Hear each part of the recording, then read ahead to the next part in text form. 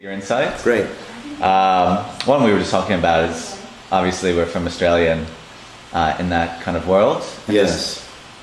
Was going to ask how you found yoga in Australia and your experiences there as it's been.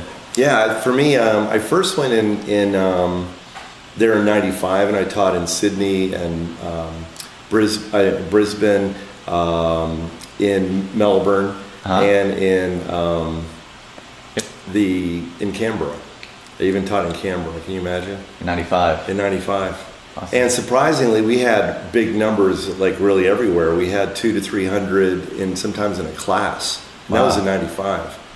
And so there was always that enthusiasm, but it was just this broad, open enthusiasm, and the Aussie spirit I can really relate to, because to me it's really a positive, strong, very bright energy, and there's a to me it's like a raw purity to it as well.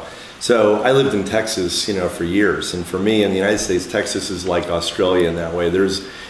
You have wide open space, and so it does affect you. When I was born in Chicago in the city, and when you live in city, your energy has a little bit of a different effect. But when you're in a giant continent, and you can spread your field out, there's an Aussie spirit that I think is really big, and it's wonderful. And it's positive, and they're super nice, and it's the way that they express their yoga as well. So from a yogic point of view, I've also always just really connected with Aussies.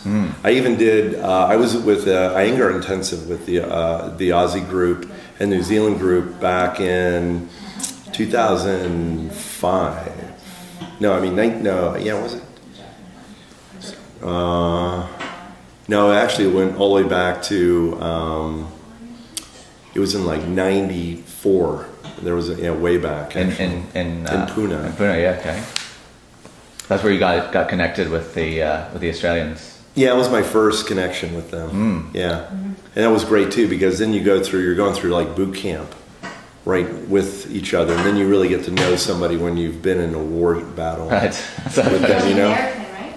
I was the only. I think there was maybe one. Maybe I was the only American. One Canadian. It was a privilege for me to be, invited. Like one of the only North Americans to be invited, and then I got to be, hung out and live with them, and right. I loved them. So I've always had a close connection with the Aussies. The spirit of it, I totally resonate. And the Kiwis are really another breed too, because for me, I always feel like, as I have a little Scottish in me, so I'm kind of proud to have like the Scottish blood in the Kiwis. And the Kiwis, like when we would do handstand, they would be the last ones to come down. So I was like a little proud of that, actually. Awesome. So do you find, like in Australia, that more people are kind of gravitating to it, and you saw as to teachers? Are there more that are teaching? Well, I think this is a good question. I think one thing in general is that there's a growing sophistication in yoga around the world, and in Australia is the same too. It's like it's an evolution, like over the years yoga has grown, and so there are people there that have been practicing now 30 years, and they, you hit certain points and you want to know more, and so there's growth, and people look out for deeper aspects of the practice. So I feel like there's a maturity that's growing, and I would like to think that one thing is that we do attract some practitioners that have been doing it for some time, and that's an honor for me. And then we have new people that I think they get attracted to just the positive message, that I try to really emphasize a really Aussie positive message about, life is good, and they're a good person, and we can do certain skillful things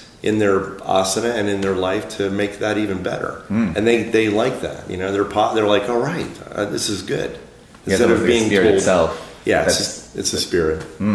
So it's growing. Anusar's, I really think that it's going to take a whole leap in Australia, and I think that right now, Australia, because of its economy, which is really leading the way, it's giving people a new freedom for their ability to create. I can see like Sydney and even Brisbane Melbourne as all increasing to have like hubs like even like Los Angeles, believe it or not, like to have a really positive force in the world. It's not like a little side thing anymore. It can from that one east coast of Australia can influence all through Asia, all through the islands. It can really set culture. You can set the trends of culture now from Australia.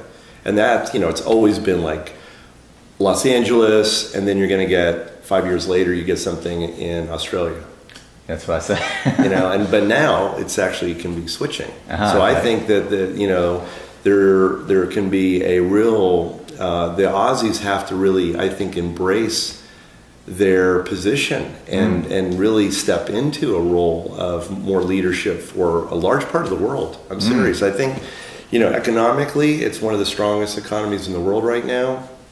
And that affords people a lot of freedom. That gives everybody, they can relax, they can create new art.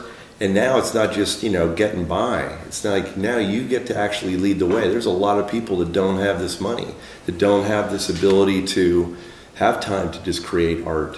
Australians do now. It's very impactful. And so I'm gonna put more time there. I'm gonna put more energy in Australia because it is leading a way as making a message and really offering the education of a view for the world. Right. So the more I'm there, I can help affect a lot of people. So that's, if I just think I want to help a lot of people, I'm going to go to Australia.